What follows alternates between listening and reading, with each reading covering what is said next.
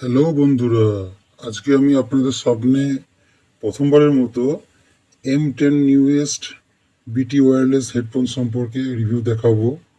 তো প্রথমে আমি হেডফোনটা রিভিউ করার জন্য আনবক্সিং করছি।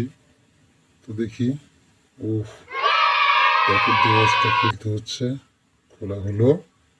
এবার দেখি কি আছে ভিতরে। আপনারা দেখুন, এই যা পড়ে গেল হাত থেকে, দেখেছেন? হেডফোন দুটো চলে গেছে ওদিকে।